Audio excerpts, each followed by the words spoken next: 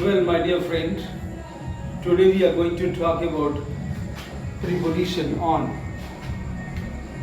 So let us see that on. अगर meaning से इसको याद करेंगे कि on माने पर, so we will not be able to learn this. That's why it is very important to understand the sense of this. In Hindi medium students they learn on money par or in money me, so this will give you a wrong idea. You cannot do it better. For example, if I say that the book is on the table, तो यहाँ जो ऐसे दिखाई दे रहा है कि किताब मेज पर है, the book is on the table. So this is a place. यहाँ हम प्लेस की बात करते हैं और एग्जैक्टली ये कंक्रीट यूज है, ठोस यूज है, इसमें दिखाई देता है. स्लोली प्रीपोजिशन को समझने के लिए we first of all we use concrete use, then we after that we use figurative use. So it is very important for us. So here concrete use में हम देखिए the book is on the table. और भी example देख सकते हैं, the duster is on the bench.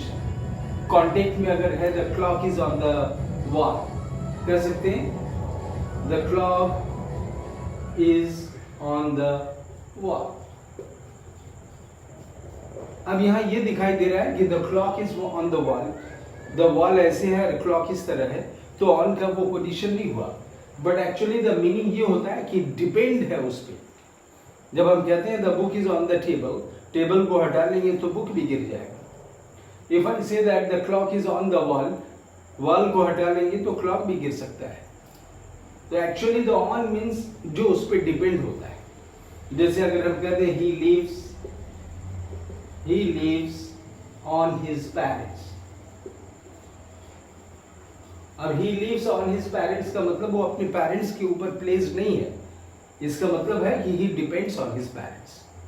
अगर ऐसे कहते हैं काउ, लिखिए cow lives on grass. Cow lives on grass. इसका मतलब कि वह ग्रास पे डिपेंड है, ग्रास पे रहता है नहीं. यहाँ पे ये ऑन का मतलब डिपेंड होने पे ही क्लियर है. आई am sure you will understand. Time के सेंस में भी लगा देते हैं कि he will come on Monday. He will come on Monday. अब यहाँ वो डिपेंड का सेंस नहीं है, हम टाइम के लिए ऑन मंडे लगाते हैं. जो डे है, डेट के लिए भी लगा सकते हैं कि he will come on 15th अगस्त. हम इस समय के लिए भी लगा सकते हैं. तो इस प्रकार हम लोगों ने देखा, and I am sure that in the next video we will see some other uses of on.